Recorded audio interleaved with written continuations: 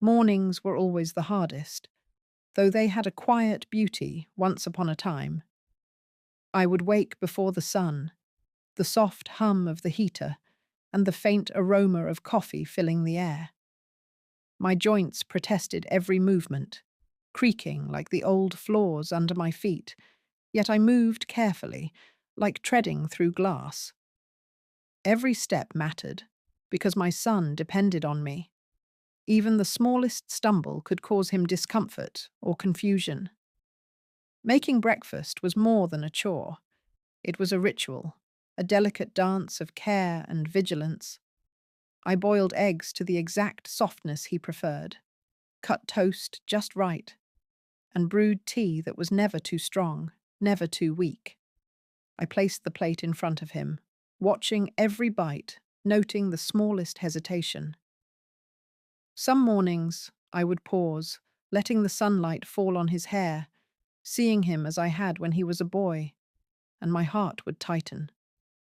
The weight of responsibility was heavy, but love made it feel bearable. Even the simplest tasks became mountains. Folding laundry was not merely folding, it was checking for stains, matching socks, smoothing wrinkles in shirts, arranging clothes so he could easily find them. Cleaning the house became an exercise in patience. I sanitized surfaces carefully, ensured pathways were clear, rearranged furniture so that he could move safely. Each day required vigilance, and the small victories, the toast perfectly buttered, the clothes folded neatly, were what kept me going. Yet nothing I did ever seemed to satisfy the scrutiny of others. My daughter, who visited often, always appeared cheerful, arms full of groceries or small gifts, but her eyes carried judgment that pierced deeper than any spoken word. She scrutinized every action, every choice I made, and I began to feel invisible, yet exposed, like a shadow observed by eyes that never blinked. Her presence, once comforting in its familial familiarity, now filled the air with subtle tension. My son's health added layers of complexity. Some days he would forget tasks, struggle with mobility, or become frustrated with his limitations. My patience was tested constantly. I reminded him gently of routines, guided him through exercises, ensured he ate on time. Every small act of care carried weight, but the constant observation and criticism of my daughter amplified the strain. I began to notice a shift in myself. Moments of joy were tinged with worry. The house, once a sanctuary, now felt like a stage where every mistake could be amplified. The mornings blurred into afternoons. By the time lunch was prepared, my body ached and my mind felt frayed. I would make meals carefully, chopping vegetables, seasoning just right, ensuring every bite was manageable. My son's reactions mattered more than the taste of the food. Each smile or frown was a signal, a measure of my success or failure. I began documenting small details quietly in my mind: what he ate, how he moved, how he responded. It was instinctual, a way to protect him and myself from chaos that threatened to creep in unnoticed. Visits from my daughter were always a storm I had to weather. She arrived with groceries or small gifts, her smile polite but sharp, and I could feel the subtle edge behind every gesture. Every decision I made for my son was examined, every minor mistake magnified. If I accidentally forgot a step in his routine, it became evidence that I was failing. She rearranged cupboards I had meticulously organized, adjusted furniture placement, and corrected habits I had carefully taught over years. It was relentless. Her criticisms were never loud, but they were constant. A sigh when I placed a plate slightly off-center, a raised eyebrow at a detail in medication timing, even a polite question felt like an interrogation. The weight of judgment pressed on me, invisible yet undeniable. I felt like a student being tested endlessly, my love and devotion discounted by every glance and gesture. Even small acts of independence I allowed my son were met with disapproval, subtle reminders that I wasn't doing enough. Some days, I caught my son looking at me with a mix of gratitude and worry. He sensed the tension in the air, the invisible scrutiny, and I felt responsible not only for his care, but for keeping the atmosphere calm. I reminded myself that these small victories, him eating well, completing a task with my guidance, responding to a gentle word of encouragement, were proof that my care mattered. They were fleeting, tiny lights in a house filled with shadows of criticism. The house itself seemed to shrink under the weight of tension. Every room carried echoes of past disputes, unspoken judgment, and the stress of constant vigilance. I moved carefully, trying not to provoke another wave of correction, and yet every action seemed to draw attention. Neighbours sometimes gave polite smiles tinged with curiosity, unaware of the undercurrent of struggle that filled every corner of our home. Nights were the hardest. I would lie awake, listening to the creak of the floorboards, wondering if I had done enough, if my son's needs were truly met, if I was failing in ways I couldn't see. The accumulation of small acts finally became unbearable one rainy afternoon. I had spent hours preparing lunch, chopping vegetables just right, arranging every plate perfectly. My daughter arrived unannounced, her eyes scanning everything I had done. She rearranged the plates, adjusted utensils, and made subtle comments that implied incompetence. The act itself was not loud, but the message was clear. I was not enough. My care was not enough. My presence was not enough. That evening, I began a quiet ritual of documenting everything. At first, it was small, notes about meals, medications, minor incidents, but soon it grew into detailed records of interactions, criticisms, and subtle manipulations. I recorded her comments, the way she rearranged objects, even the way she moved through our home as if she were inspecting my work. Writing it down gave me clarity, a sense of control I had not felt in months. The fog of constant doubt began to lift. I could finally see the patterns and recognize that the problem was not my effort or love. It was the pressure and judgment placed upon me. The days grew heavier, each one stretching longer than the last. My body ached in ways that no painkiller could touch, and my mind felt frayed at the edges, constantly replaying every comment, every glance, every subtle act of judgment. The smallest misstep by my son, even when I guided him carefully, felt like a personal failure, and my daughter's quiet criticisms, relentless and precise, weighed on me like a constant shadow. I began to notice the toll it was taking on me. I would sit at the kitchen table, staring at the steam rising from a cup of tea, my hands trembling slightly from exhaustion. Thoughts raced through my mind. Am I failing? Am I doing enough? Is it my fault that she sees me as incompetent? Nights were worse. I lay awake, listening to the house settle, feeling the weight of responsibility pressing down on my chest. The quiet moments, once comforting, now felt like a cage. Some afternoons, I would watch my son struggling with tasks I had hoped he could manage, and I felt the sting of helplessness. Every minor accident or mistake became magnified in my mind, proof of my inadequacy. The loneliness crept in, even though I was surrounded by family. I realized I was emotionally exhausted, mentally drained, and spiritually stretched thin. My love alone could not shield me from the suffocating pressure. One rainy day, everything came to a head. My daughter had arrived with her usual air of perfection, scrutinizing everything I had done for the day. She rearranged his medicines, adjusted furniture, corrected small habits I had established over years. I felt a surge of frustration and despair.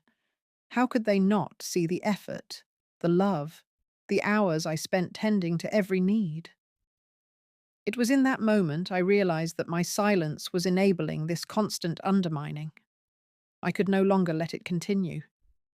I began documenting everything, carefully, methodically. Every visit, every word, every subtle act of control went onto paper. At first it felt strange, almost like betraying my own family. But as the pages filled, I felt a sense of clarity. Patterns emerged. The criticism was not about my care, it was about control, about asserting dominance in ways that were subtle but damaging. Writing it down gave me a sense of power I hadn't felt in months. I was no longer just reacting, I was observing, recording, and preparing. I started setting small boundaries. I refused to answer questions meant to provoke guilt. I insisted on maintaining routines that worked for my son, and I allowed myself moments of respite, small acts of self-care that felt revolutionary. Each step, no matter how minor, strengthened me. I began to see that love alone was not enough. Courage, clarity, and quiet, persistence were just as necessary. The house felt lighter as I reclaimed control over my space and my responsibilities. The change didn't happen overnight, but it began quietly, almost imperceptibly. I kept up my routines, each task performed with renewed awareness of my own strength. Preparing meals, guiding my son through exercises, organizing the house, all became acts of quiet defiance, demonstrations that I was capable and deserving of respect. I noticed subtle shifts in my daughter's behavior. Her criticisms began to falter, hesitant now where they had once been sharp and relentless. I started seeing the small victories in ways I had overlooked before. My son smiled more often, moved with a little more independence, and even offered tiny gestures of gratitude that warmed my heart. I realized these moments, however small, were proof that my care was effective, that my dedication was making a difference. I began to focus on them deliberately, allowing myself to savor the warmth of connection amidst the lingering tension. I also noticed a change in myself. Where I had once felt exhausted and invisible, I now felt a quiet confidence. Documenting the daily routines and interactions had given me clarity, and clarity brought power. I could see patterns, anticipate challenges, and respond with calm authority. The house, once oppressive and heavy with judgment, began to feel manageable again. Light returned to corners that had been dark with doubt and fear. Even my daughter seemed to sense it, though she did not understand. She hesitated before criticizing, softened her tone, and sometimes simply observed without interference. It was subtle, almost invisible, but it was enough to show me that boundaries, once established, can change the dynamics of a household. I began to reclaim the rhythm of our lives, the quiet, steady routines that had once been taken for granted, without feeling the constant pressure of judgment. I found moments of joy in small things, preparing a meal just the way my son liked it, arranging the living room so sunlight fell perfectly across his chair, listening to his laughter when a favorite song played on the radio. These small victories, repeated day after day, became the foundation for a renewed sense of purpose. I realized that caregiving was more than a series of tasks. It was a test of patience, resilience, and the quiet assertion of self-worth. At night, I would sit by the window, cup of tea in hand, and reflect on the long months of struggle. I had been pushed to my limits, tested by exhaustion, criticism, and subtle attempts to undermine me. And yet, I had endured. Each note I had written, each boundary I had asserted, each quiet act of care had built a foundation of strength I hadn't realized I possessed. I felt a sense of calm pride, a knowledge that my love, patience, and persistence had created a safe and nurturing environment for my son and for myself. The subtle shifts in my daughter's attitude, combined with the growing sense of competence in myself, marked the beginning of true change. I could see the respect forming, though quiet and understated, and it gave me hope. I understood now that strength is not always loud or confrontational. It can be patient, consistent, and firm, carried out in small, deliberate actions that assert dignity and care simultaneously. The weeks that followed were filled with subtle victories, moments so small that outsiders might not have noticed them, but to me, they were monumental. I continued my routines, preparing meals, guiding my son, keeping the house in order, but now with a sense of calm certainty. I knew my actions mattered, not because anyone praised them, but because they nurtured him and preserved my dignity. One afternoon, a quiet shift occurred. My daughter hesitated before offering criticism. Her usual sharp, precise scrutiny faltered, replaced by a cautious awareness. She did not apologize, nor did she acknowledge the months of struggle and care, but the hesitation was enough. It told me that boundaries, once carefully established, could command respect even without confrontation. I felt a small, private triumph, a confirmation that the power I reclaimed was real. I began to savor the tiny moments of joy that had previously been swallowed by exhaustion and tension. My son smiled more freely, reached for my hand, or shared a small joke that made both of us laugh. Even a perfectly brewed cup of tea, placed just where he liked it, felt like a victory. The house, once heavy with judgment and tension, felt lighter. The warmth of sunlight through the curtains seemed brighter, the hum of the heater comforting rather than oppressive. At night, I reflected on the months of struggle. I had been tested in ways I had not anticipated, pushed to physical and emotional limits, and confronted with subtle attempts to diminish my efforts. And yet, I had endured. I had found strength in persistence, courage in patience, and dignity in asserting boundaries. The documentation I had kept, the routines I had enforced, and the quiet defiance I had cultivated allowed me to navigate the storm without losing myself. I realized that caregiving is more than physical labor. It is a test of emotional resilience and moral courage.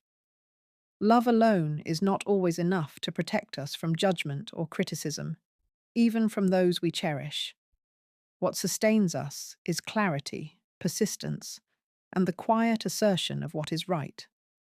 I understood that my worth was not measured by approval or praise, but by the consistency of care and the intention behind every action. Even now, some days are difficult. Criticism and subtle judgment still exist, lingering in the corners of our home, whispering doubts. But I have learned to rise above them, to focus on the truth I know, and to draw strength from the small, meaningful victories. I have discovered that even in later life, it is possible to reclaim dignity, assert personal boundaries, and cultivate a sense of purpose and pride. The final lesson was quiet but profound. Love and care are powerful, but they are not passive. They require courage, resilience, and self-respect. In nurturing my son, I nurtured myself. In setting boundaries, I protected not only him, but the dignity of our lives together. And in doing so, I discovered freedom, the freedom to care, to love, and to live with pride, even when the world around me doubted my ability.